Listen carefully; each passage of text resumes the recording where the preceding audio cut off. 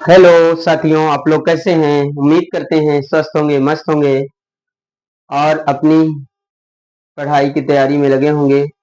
चलिए आइए, आज हम क्लास 10th 2025 का पेपर सॉल्व करवाते हैं। कुछ बहुविकल्पी सवाल सॉल्व कराते हैं। चलिए आइए सॉल्व करते हैं इसे। देखिए, पहला है आपका सवाल, बहुविकल्पी प्रश्न, क्लास 10th की मैथ है। आपका मैथ का पेपर है 2025। तो चलिए देखिए क्या है। पहला सवाल हमारा ये है। पहला सवाल ध्यान देना, बहुत अच्छे से सॉल्व करना, देखना आप कैसे कैसे पेपर आते हैं। बहुत आसान पेपर होता है। जरा देखिए, जैसे पहला सवाल दिया है, कह रहा है किसी बहुपद fx के लिए, किसी बहुपद fx के लिए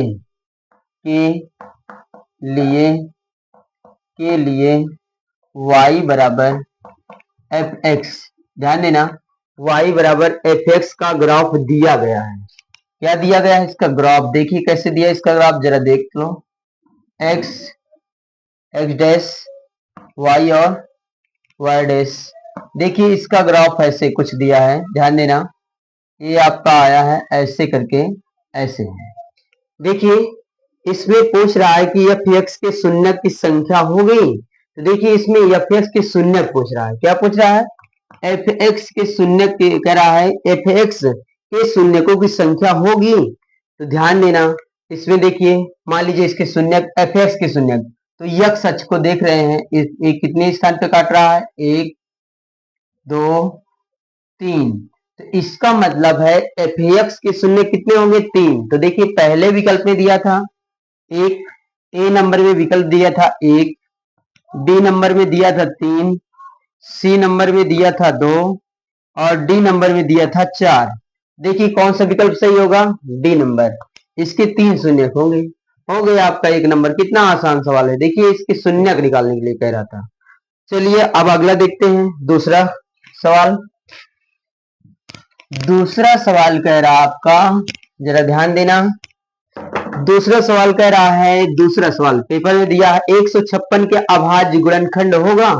तो 156 का अभाज्य गुणनखंड जरा देख लो। देखिए 156 क्या है? सम संख्या है, तो 2 से कटेगा। काटिए, 2 × 14, 1 बचा 16, 2 × 16, फिर 2 से काट दीजिए, 2 × 3 = 6, 1 बचा 18, 2 × 9 = 18, फिर 3 से काट दीजिए, विषम संख्या 3 × 1 = 3, 3 × 3 = 9, फिर इसके बाद 13 आ गया, 13 का 13 से कटता, अभाज्य संख्या 13 × 1 = 13। तो इसके अभाज्य गुणनखंड बनेंगे 2 × 2 × 3 × 13। तो 2 कितनी बार है? जरा देख लो, 2 बार है। 2 की पावर 2 × 3 × 13। देखिए पहला विकल्प में आपका, ध्यान देना, पहला विकल्प में आपका दिया है 2 की पावर 2 × 3 × 13। देखिए पहला ही विकल्प सही है। 2 गुणे, ध्यान देना, पहला विकल्प, जैसे पहला विकल्प में ध्यान देना, 2 की पावर 2 × 3 × 13। बी वाले में देख लीजिए विकल्प, 2 × 3 की पावर 2 × 13। सी नंबर देखिए क्या दिया है? सी नंबर दिया है 2 × 3 × 13। और इसके बाद डी नंबर में देखिए क्या दिया है? आपका दिया है 2 × 3 × 13 का स्क्वायर। देखिए आप ही समझ लीजिए, 2 की पावर 2 × 3 × 13। तो देखिए किसमें है? देखिए 2 की पावर 2 × 3 × 13। इसका मतलब आपका पहला ही विकल्प सही है। बस हो गया। तो चलिए देखिए पहला। अब आइए दूसरा सवाल देखते हैं। देखिए दूसरा सवाल, अब दूसरा सवाल कह रहा है,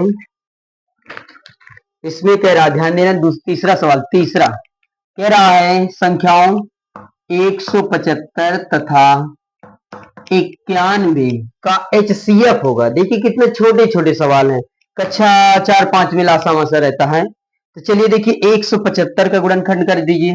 जैसे 175 का ऐसे कर लिया करो रफ कॉपी में अलग। 175 काटिए, 3 से कटेगा, 3 से देखो कटेगा कि नहीं? 3 × 5 = 15, 2/25 नहीं कटेगा। 5 से काटो, 5 × 3 = 15, 2 = 17, तो 25 5 × 5 = 25, 5 × 7 = 35, 7 × 1 = 7। तो इसका मतलब इसका गुणनखंड हो जाएगा 5 × 5 × 7। अब 91 का गुणनखंड कर दीजिए।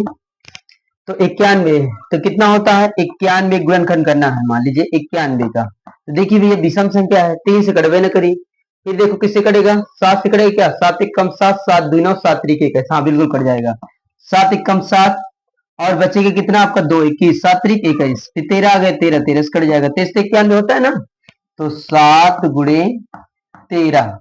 तो देखिए इसे पूछ क्या रहा था, मासा यानी HCF पूछ रहा था। तो ये HCF क्या होता है, जो दोनों में कॉमन हो। तो भैया दोनों में कॉमन क्या दिख रहा है, ये 7 दिख रहा है कॉमन, क्या दिख रहा है कॉमन 7, तो HCF कितना हो जाएगा 7, आंसर हो गया। तो इसमें 7 देख लीजिए, जिसमें हो वही वाला विकल्प सही है। देखो पहले में 5 दिया था, फिर 7 दिया, फिर 9 दिया, तो 25 दिए, तो बी नंबर विकल्प सही है 7। ठीक, चलिए आइए, ये भी हो गया तीसरा सवाल। चलिए अगला सवाल देखते हैं, पांचवा नंबर, पांचवा क्या, चौथा नंबर। देखिए चौथा सवाल क्या कह रहा है, निम्नलिखित संख्याओं में कौन सी संख्या एक परिमेय संख्या होगी, निम्नलिखित संख्याओं में कौन सी संख्या एक परिमेय संख्या होगी। तो भैया देखो ए नंबर में विकल्प दिया था √3/√5, चलिए बी नंबर में विकल्प में दिया था √2 × √7, और सी नंबर में विकल्प में दिया था, क्या दिया था, एक ब्रैकेट में √5 + √7, एक ब्रैकेट में दिया है √5 - √7, और तीसरा विकल्प, चौथा विकल्प दिया है √12। देखिए भैया कह रहा है, इसे पूछ क्या रहा है, परिमेय संख्या होगी। तो चलिए भैया देखिए, √3/√5, क्योंकि इसका भी वर्गमूल नहीं निकलेगा, इसका भी नहीं निकलेगा, तो ये भी पहला नंबर गलत। √2 × √7, ये भी अपरिमेय संख्या है। आइए इसके पास चलते हैं, देखते हैं इसे एक कोष्टक में a + b, एक कोष्टक में a - b, तो क्या होता है a² - b², तो a² का मतलब √5 का स्क्वायर, और b² का मतलब √7 का स्क्वायर, तो √5 का स्क्वायर 5, √7 का स्क्वायर 7, 5 से 7 घटा दो -2, इसका मतलब -2 एक परिमेय संख्या है। तो बस आपका यही एक परिमेय संख्या। √12 भी वर्गमूल देखिए पूर्ण रूप से नहीं निकलेगा, मान लीजिए इसका वर्गमूल निकालेंगे तो 2 दूनी 4 3 12, ये तो निकल आएगा, जोड़ा बन जाएगा, 2√3 हो जाएगा। तो भैया 2√3 भी क्या है, अपरिमेय संख्या है। मगर इसे पूछ रहा था कि परिमेय संख्या क्या है, तो बस ये वाला है, सी नंबर परिमेय संख्या है। देखिए कितना आसान आसान सवाल, परिमेय अपरिमेय पूछ रहा है। आइए अगला देखते हैं, पांचवा नंबर। देखिए पांचवा नंबर सवाल कह रहा है, रैखिक समीकरण 2x + y = 5, समीकरण फर्स्ट, फिर दिया है 3x एवं 3x + 2y = 8, समीकरण सेकेंड। तो इसमें कह रहा है कि रैखिक समीकरण 2x + y = 5 एवं 3x + 2y = 8 के युग्म का हल होगा। पहला नंबर कह रहा अद्वितीय हल होगा, दूसरा नंबर कह रहा दो हल होंगे, तीसरा नंबर कह रहा परिमित रूप से अनेक हल होंगे, और चौथा नंबर कह रहा इनमें से कोई नहीं। तो चलिए भैया देख लेते हैं, पहले हम इसका अनुपात को निकालें, x के गुणांक का अनुपात निकालेंगे, कितना आएगा 2/3, कामा y के गुणांक का अनुपात निकालो 1/2, y का गुणांक 1, इसमें y गुणांक 2, अचर पद का अनुपात 5/8। तो देख रहे हैं क्या 2/3 के बराबर 1/2 है, नो, इसका मतलब a1/a2 नॉट इक्वल b1/b2, इसका मतलब है a1/a2 बराबर b1/b2, इसका मतलब a1/a2 के बराबर b1/b2 नहीं है, नॉट इक्वल लगाए तो ये किसका प्रतिबंध है, दो रेखाओं के प्रतिच्छेद होने का प्रतिबंध है। अगर जब दो रेखाएं प्रतिच्छेद करती हैं तो उसके अद्वितीय हल होते हैं। तो देखिए भैया इसका पहला ही विकल्प था, अद्वितीय हल होते हैं, तो इसका ए नंबर सही है, इसके अद्वितीय हल होते हैं। क्या होते हैं, इसके अद्वितीय हल होते हैं। तो चलिए ध्यान दें, आइए अगला सवाल देखते हैं, नंबर है छठवां सवाल। छठवां सवाल क्या कह रहा है आपका, समांतर श्रेणी arithmetic progression 6 10 15 dead dead dead dead dead dead का 25वां पद, 25वां पद क्या होगा, इसे 25वां पद क्या होगा ये पूछ रहा है। देखिए भैया समांतर श्रेणी दिया है 6, 10, 14 डेड डेड का 25वां पद, तो इसका मतलब है 25वां पद यानी nवां पद। श्रेणी का nवां पद क्या होता है? a plus n minus one into D होता है। तो पहले a का मान निकालो। श्रेणी का पहला पद क्या होता है? a 6। सारवांतर निकालो। सारवांतर का मतलब होता है दूसरे पद से पहले घटाना, तीसरे से दूसरे घटाना, चौथे से तीसरे घटाना। तो इसका मतलब 10 से 6 घटा दीजिए, कितना आ जाएगा आपका? 10 से 6 घटा देंगे 4 आ जाएगा। तो हमें चाहिए एनवा पद। श्रेणी का क्या चाहिए? एनवा पद। तो एनवा पद बराबर होता है a plus N minus one into D. तो a का मान कितना दिया? 6 प्लस n। अब भैया यहाँ 25वां पद पूछ रहा है। क्या पूछ रहा है? 25वां पद। तो इसका मतलब है n के स्थान पे क्या मिल गया? 25। तो n का मान 25, तो यहां रख देंगे 25 माइनस 1 इंटू डी। डी का मान कितना है? 4। तो देखिए भैया 6 प्लस 25 से 1 घटा दो, 24 गुणे 4 बराबर 6 प्लस 4 का 4 चौक 16 की 6 यहां से ले गए, 4 दुना 8 1 9 96। जोड़ दीजिए 6 6 12 की 2 और 9 1 10। देखिए 102 आ गया। कितना आ गया? 102। देख लीजिए इसमें विकल्प में क्या दिया? ए नंबर में 100 दिया है, बी नंबर में 102 दिया है। इसका मतलब बी नंबर सही है। बी नंबर में कितना दिया है? 102। इसका मतलब यही सही है। ठीक, आपका 102 हो जाएगा। तो देखिए छठवां नंबर हो गया 102। अब आइए देखिए, अब आइए हम सातवां सवाल देखते हैं। क्या देखते हैं? सातवां सवाल। 25वां हो गया। अब आइए सातवां में क्या दिया है सवाल? सातवां नंबर। सातवां नंबर दिया है द्विघात समीकरण x square plus 2x minus P बराबर 0 के एक मूल माइनस 2 है। तो पी का मान बताइए।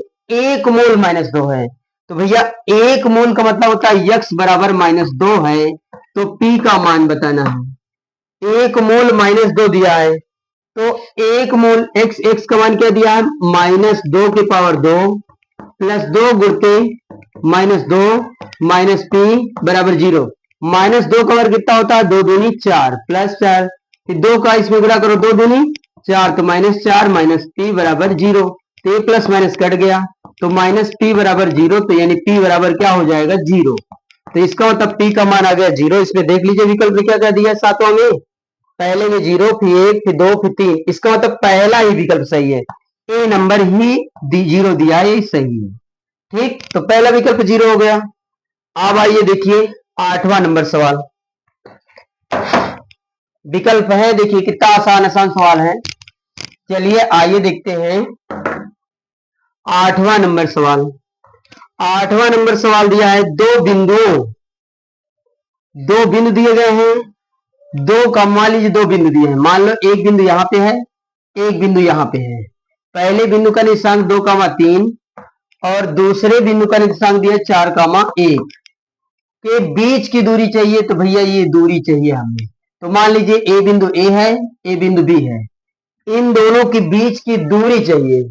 तो भैया दूरी का सूत्र जानते हैं, इसे मान लीजिए x1 y1 x2 y2। तो दो बिंदुओं के बीच की दूरी का सूत्र होता है ए बी बराबर रूट में x1 माइनस x2 का whole square plus y1 minus y2 का होल स्क्वायर। बस मान रख दीजिए ए बी बराबर रूट में x1, x1 कितना दिया है? 2, x2 कितना दिया है? 4 का whole square plus y1 3, y2 कितना दिया? 1 का स्क्वायर। तो ए बी स्क्वायर बराबर 2 से 4 घटा दो माइनस 2 का स्क्वायर, 3 से 2 घटा 1 घटा दो 2 का स्क्वायर। तो देखिए भैया ए बी बराबर हो जाएगा माइनस 2 का वर्ग 2 दूनी 4 और 2 का वर्ग 2 दूनी 4।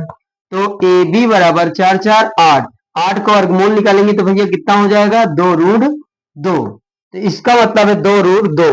तो देखिए भैया विकल्प में ए नंबर में 2 दे रहा है, बी नंबर में 2 रूट 2 दे रहा है। तो इसका मतलब आपका बी विकल्प 2 रूट 2 दे रहा है। तो बस यही आपका आंसर है। देखिए भैया आठवां सवाल लग गया। दो बिंदुओं के बीच की दूरी याद रखना, d बराबर x1 माइनस x2 का whole square plus y1 minus y2 का होल स्क्वायर। तो इसका मतलब है हमने ए बी लिख दिया, तो ए बी बराबर चाहे डी बराबर लिख दो चाहे ए बी बराबर लिख दो। तो इसका मतलब दो बिंदुओं के बीच की दूरी ऐसे निकालते हैं। चलिए आइए नौवां सवाल देखते हैं। क्या देखते हैं? नौवां सवाल देखते हैं। ठीक, तो चलिए आइए नौवां सवाल देखते हैं। तो 9वां सवाल में आपका दे रहा है, ध्यान दीजिए, त्रिज्या r वाले वृत्त के त्रिज्यखंड का क्षेत्रफल बताइए। जिसे त्रिज्यखंड का क्षेत्रफल, मान लीजिए एक वृत्त है, एक ये वृत्त दिया गया है और ये इसकी ध्यान देना त्रिज्या है। तो त्रिज्यखंड देखिए, आइए त्रिज्यखंड कैसे होता है। मान लीजिए ये O है, A है, B है, A त्रिज्या R है, A त्रिज्या R है। तो देखिए भैया, इसमें त्रिज्या R वृत्त के कह रहा है त्रिज्यखंड का क्षेत्रफल है जिसका कोण थीटा हो। मान लीजिए कोण थीटा है, तो अब ये त्रिज्यखंड का क्षेत्रफल पूछ रहा है। तो त्रिज्यखंड का क्षेत्रफल होता है, त्रिज्यखंड का क्षेत्रफल होता है pi R square theta, pi R square theta upon 360 होता है। इसका फार्मूला होता है त्रिज्यखंड का क्षेत्रफल। तो देखिए त्रिज्यखंड का क्षेत्रफल क्या है, पाई आर स्क्वायर थीटा बटे 360। तो देखिए इसे विकल्प देख लो जरा, देखो ए वाला विकल्प दे रहा है थीटा बटे 180 गुणे 2 पाई आर, अगर 2 पाई आर है। फिर इसके बाद बी नंबर देखो, थीटा बटे 180 गुणे पाई आर स्क्वायर। सी नंबर दे रहा है थीटा बटे 360 गुणे 2 पाई आर। फिर इसके बाद आपका डी नंबर विकल्प दे रहा है थीटा बटे 720 गुणे 2 पाई आर स्क्वायर। देखिए भैया कितना घुमाया है, कितना बनाया है, कैसे बनाया है। देखिए हमारा होता है त्रिज्यखंड का क्षेत्रफल पाई आर स्क्वायर थीटा बटे 360 होता है। अब ये चीज इसमें ढोल के दिखाओ, वही वाला विकल्प सही है। तो देखिए भैया, अगर इसे हम देख रहे हैं, पहला 2 से काट देंगे तो इसका मतलब पाई आर थीटा बटे 90 आ जाएगा, तो इसका मतलब ये गलत। आइए ये वाले में देख लेते हैं, पाई आर स्क्वायर थीटा बटे 180 है, वो वाला गलत। आइए ये वाला देखते हैं, 2 से काट देंगे तो आपका हो जाएगा, 2 से काटेंगे तो 180 हो जाएगा, 180। तो इसका तो 2 1 कम 2 2 और 16, 180। तो पाई आर थीटा बटे 180 है, वो वाला गलत हो गया। अब आइए देखिए इसको देख रहे हैं, 2 से काटिए जरा, 2 से काटेंगे 2 3 6, 2 6 12 0। इसका मतलब इसका जब इसमें गुणा करेंगे तो ये बन जाएगा पाई आर स्क्वायर थीटा अपान 360।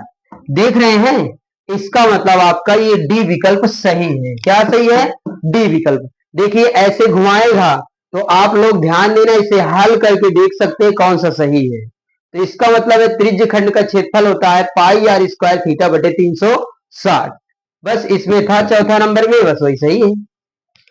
तो चलिए आइए अगला सवाल देखते हैं। त्रिज्यखंड का क्षेत्रफल हो गया, देखिए आपका त्रिज्यखंड का क्षेत्रफल। आइए आप 10वां सवाल देखते हैं, क्या देखते हैं, 10वां सवाल देखते हैं। तो इसमें क्या कह रहा है, 3 सेंटीमीटर त्रिज्या के एक वृत्त केंद्र से 5 सेंटीमीटर दूरी पर स्थित है। तो भैया एक पहले वृत्त बना लो, एक वृत्त बनाइए, आपका ये वृत्त हो गया। देखिए एक वृत्त बना दिया, और अच्छे से बनाइए, एक वृत्त, मान लीजिए एक वृत्त हो गया। एक वृत्त करे 3 सेंटीमीटर त्रिज्या के एक वृत्त केंद्र से 5 सेंटीमीटर दूरी पर स्थित है। 3 सेंटीमीटर त्रिज्या के एक वृत्त के केंद्र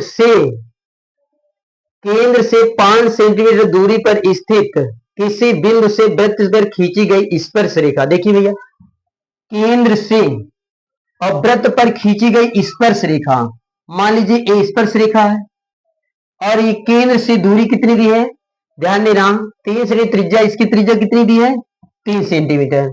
और केंद्र से यानी एक के वृत्त के केंद्र से 5 सेंटीमीटर दूरी पर स्थित, 5 सेंटीमीटर दूरी पर स्थित किसी बिंदु से वृत्त पर खींची गई स्पर्श रेखा की लंबाई चाहिए। तो मान लीजिए ओ, यहां मान लीजिए ए, यहां मान लीजिए बी, कुछ भी मान सकते हैं। देखिए भैया, जब वृत्त से कोई स्पर्श रेखा होती है, त्रिज्या से लंब डालता, कोई रेखा खींची जाती है, त्रिज्या खींची जाती है, तो वो लंब होता है, वो 90 अंश का कोण बनाता है। कितने अंश का बनाता है, 90 अंश का कोण बनाता है।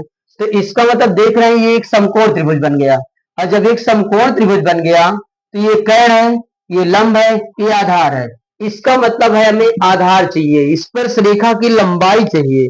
तो स्पर्श रेखा की लंबाई मतलब ए बी चाहिए। तो बस भैया लिख दो त्रिभुज A B C, A B O में, ए बी ओ में। तो इसमें लिख सकते हैं कर्ण का, ध्यान देना हमें चाहिए आधार का स्क्वायर। तो यहां लिखेंगे आधार का स्क्वायर बराबर आधार का स्क्वायर बराबर कर्ण का स्क्वायर माइनस लंब का स्क्वायर। तो आधार क्या है भैया, नाम दे दो ए बी का स्क्वायर। कर्ण कितना दिया 5, 5 का स्क्वायर। लंब कितना दिया 3, 3 का स्क्वायर कर दो। तो ए बी स्क्वायर बराबर 5×5 = 25, 3 त्रिका 9। तो इसका मतलब है ए बी स्क्वायर बराबर 25 से 9 घटा दो 16, वर्ग उधर जाएगा वर्गमूल। तो √16, 16 का वर्गमूल क्या हो जाएगा, ए बी बराबर 4, 4 चौक 16, बस सवारा ये 4 हो गया। यही चीज ज्ञात करना था। तो क्या दिया था, सेंटीमीटर में दिया था, बस सेंटीमीटर कर 4 सेंटीमीटर हो गया। तो इसमें विकल्प में क्या दिया था देखिए, पहले में 3 सेंटीमीटर, दूसरे में 4 सेंटीमीटर, तीसरे में 5 सेंटीमीटर, चौथे में 6 सेंटीमीटर। तो बी विकल्प सही है, यानी बी विकल्प में 4 सेंटीमीटर दिया, वही वाला सही है। ठीक, तो देखिए भाई 10वां हो गया आपका सवाल। अब आइए देखिए कितना आसान आसान सवाल दिए हैं। चलिए अगला सवाल देख लेते हैं। 10,